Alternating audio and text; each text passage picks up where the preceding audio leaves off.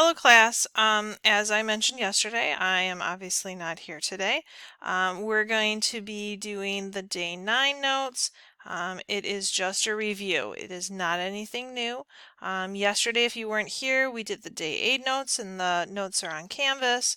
I know you guys had worksheet 7 for homework. We'll go through worksheet 7 questions tomorrow when I'm back. What we'll do is we'll just kind of go through bits and pieces of this. We're going to start down here. So let's see. If you've got, actually, let's go back up here really quick. So if you've got -5 squared, we did this back on Friday. Remember, this is the same thing as like the opposite of 5 squared.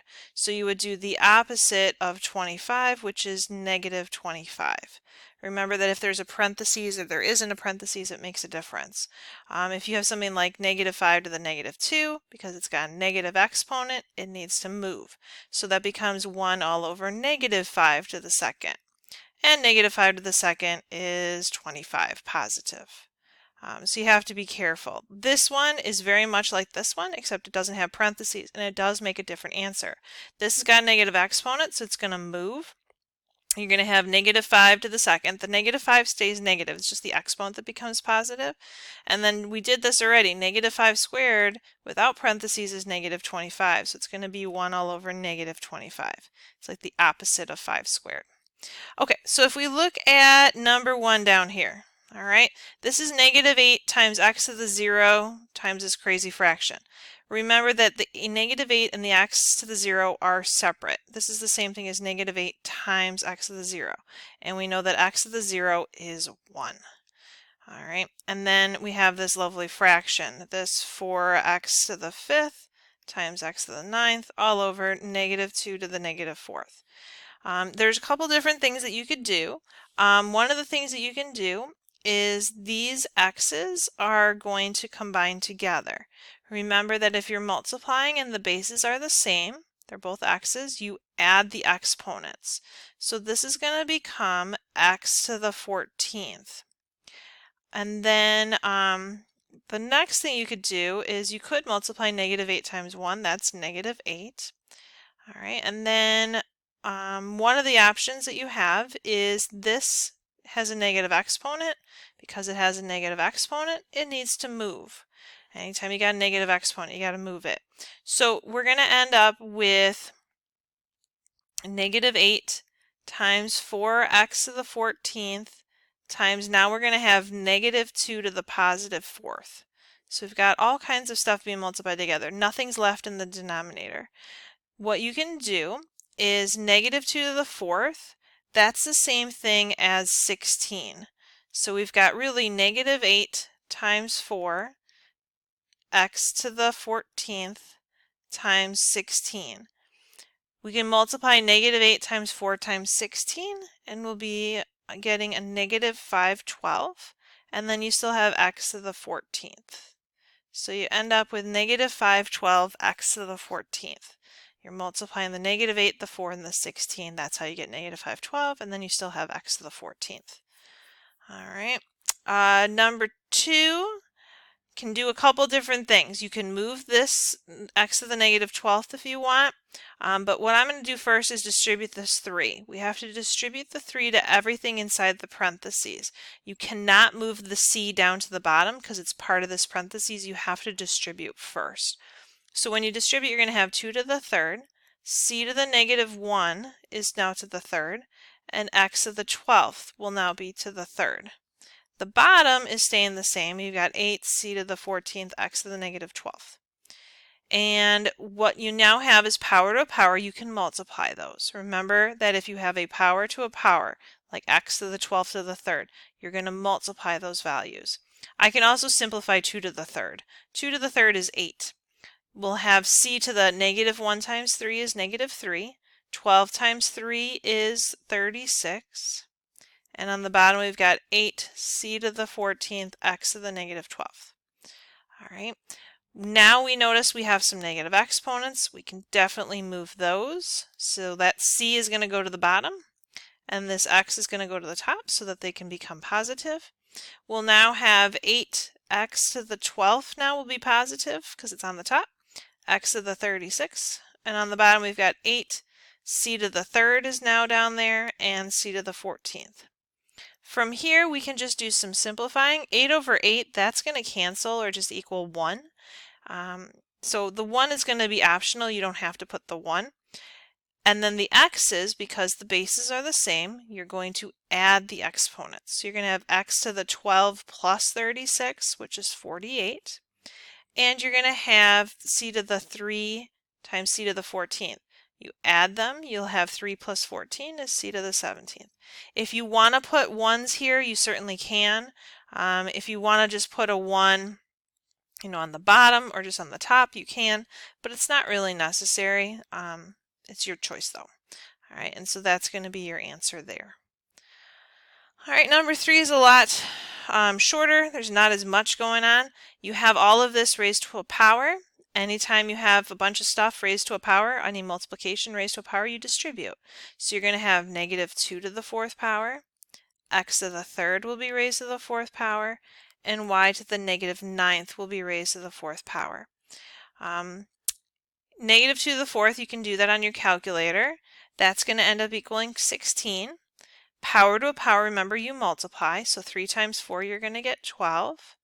With the y, power to a power, again you multiply, you get negative 36. And then the only thing that really needs to be done is the negative exponent needs to be moved so that it stays positive. So we get 16x to the 12th, and then the y will now be to a positive 36 power. And that's how that works. Okay. Let's look at number 5. We're going to skip 4 for the moment. If you look at number 5, a couple different things you can do first, but what I'm going to focus on is this giant parenthesis raised to the 0 power. Anything to the 0 power is 1, so that makes it a lot easier.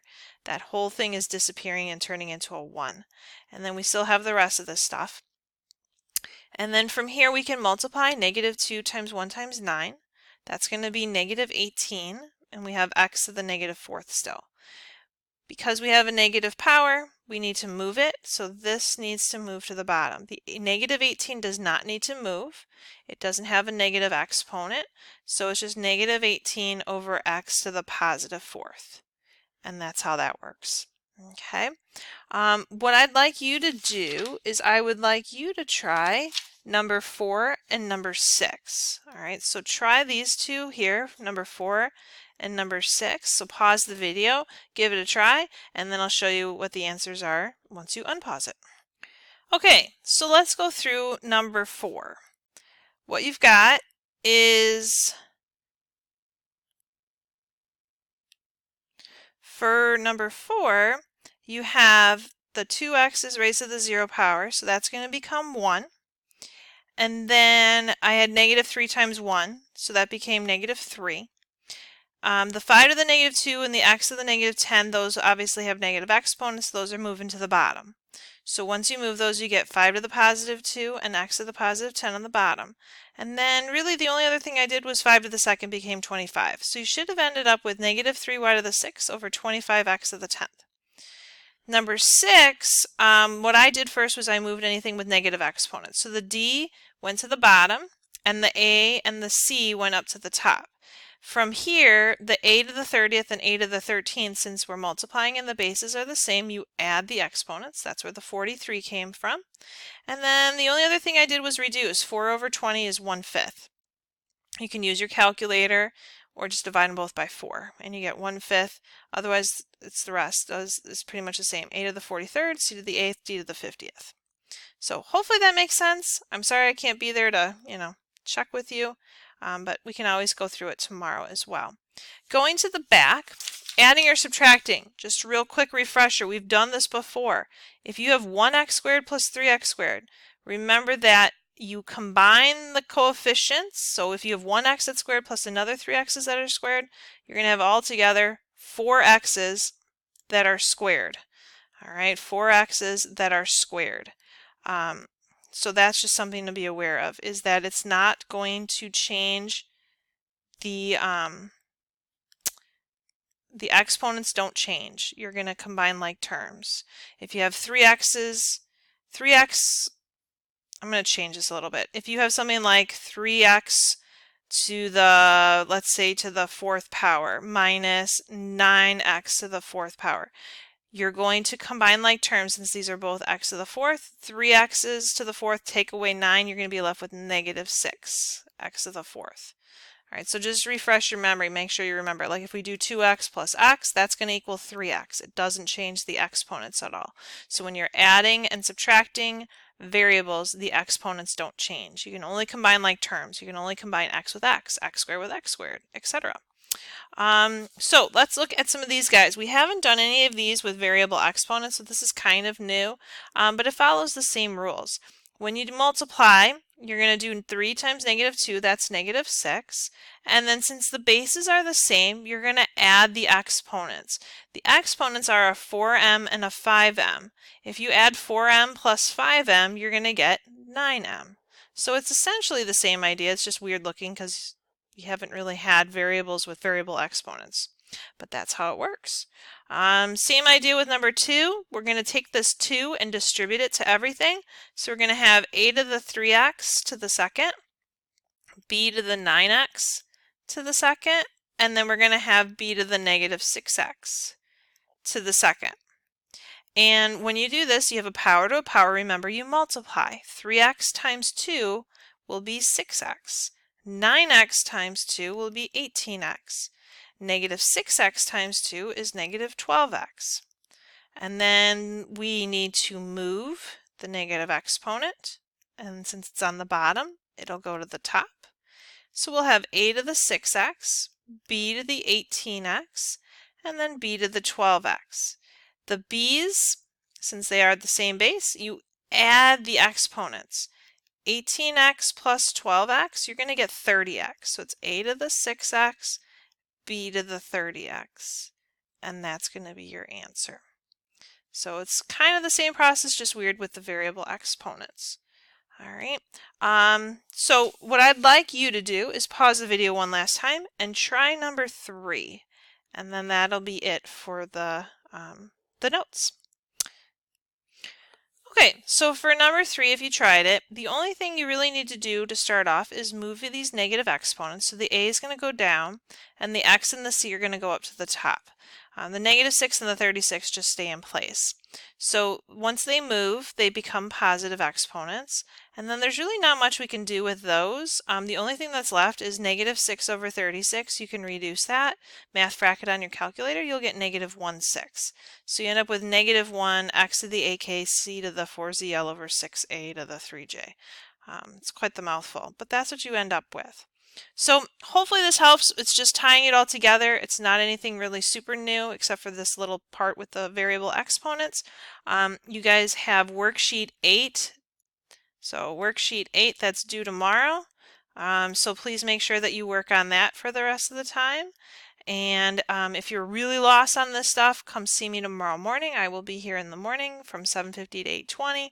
Go to the resource room. We do have a quiz on Friday, so just a heads up with that. We do have a quiz coming up Friday. We'll have new stuff that we're going to learn on Wednesday. All right, good luck. Have a good day.